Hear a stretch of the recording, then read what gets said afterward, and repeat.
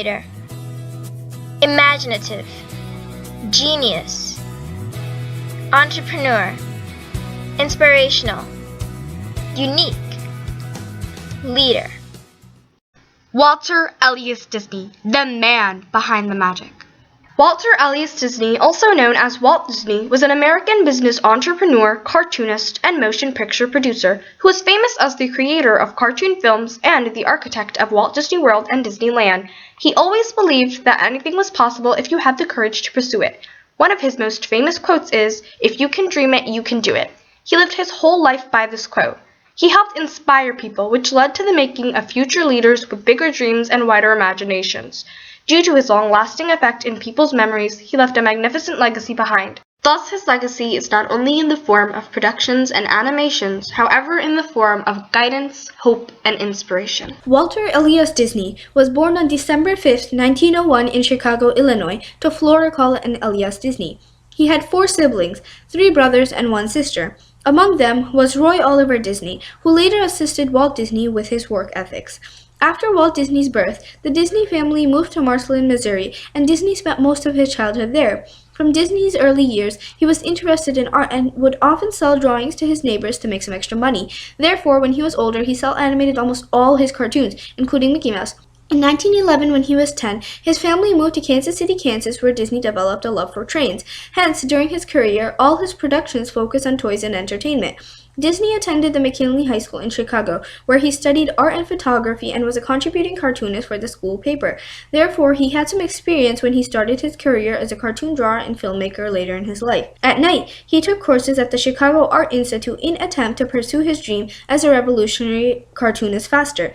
During the fall of 1918, when he was 16, he dropped out of school to join the army but was rejected because he was underaged. Instead, Disney joined the Red Cross and was sent overseas to France, where he spent a year driving the ambulance and chauffeuring Red Cross officials.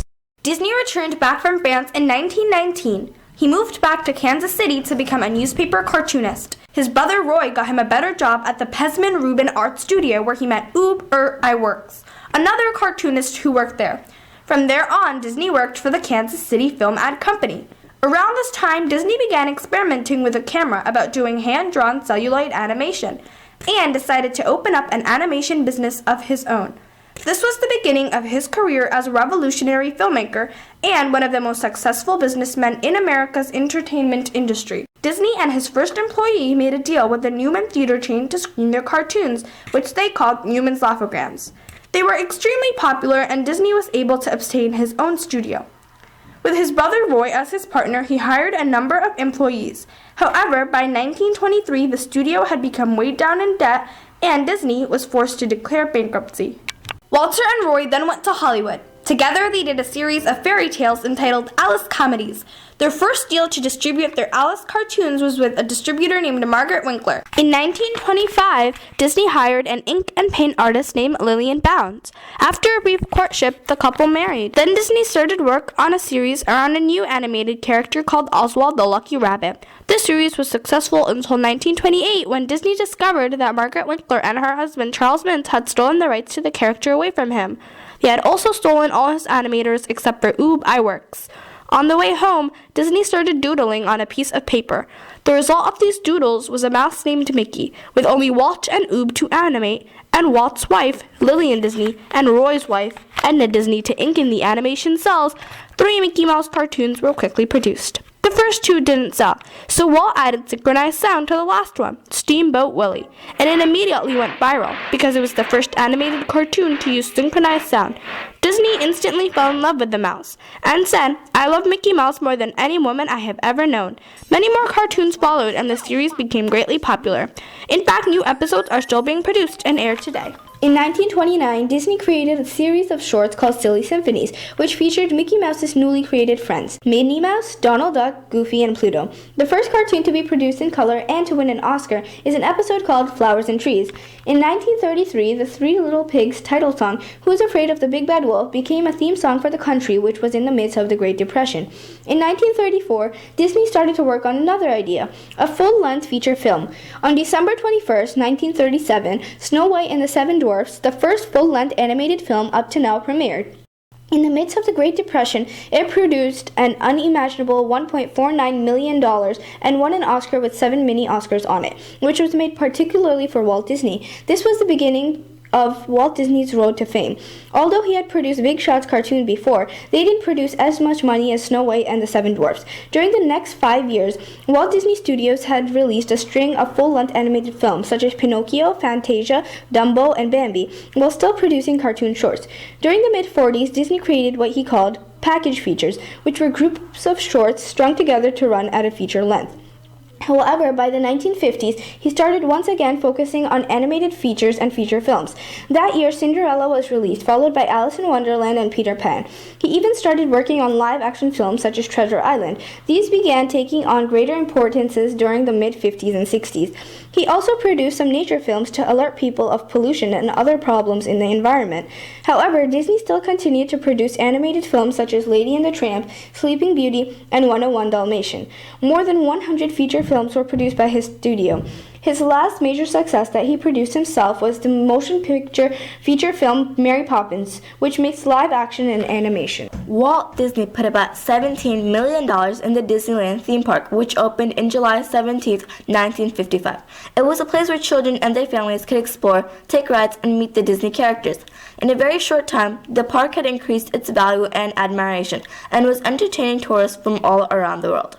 However, Disney was never completely satisfied with his work. As said, Disneyland will never be completed. It will continue to grow as long as there is imagination left in the world. Within a few years of opening, Disney began plans for a new theme park called Experimental Prototype Community of Tomorrow, also known as Epcot in Florida. It was still under construction when Walt Disney was diagnosed with lung cancer and sadly passed away. Did Walt Disney and his productions affect your life? Walt Disney had a big impact on my life. Walt Disney made a big difference in my life, and oh boy, it was a good one. Walt Disney had a huge effect on my life, and he brought me and my friends closer together. I owe most of my childhood to Walt Disney and his production and cinema. Do you think of Walt Disney as a leader, and if so, why? Walt Disney was and is a leader in the entertainment industry. I think he led a lot of people in the world of media making. He was a leader because he inspired people. He did the unimaginable. I think of Walt Disney as a leader. He was very big in presenting the kind of material on television and in the movies that made us learn what it means to be good. Not just well-behaved, but deeply good.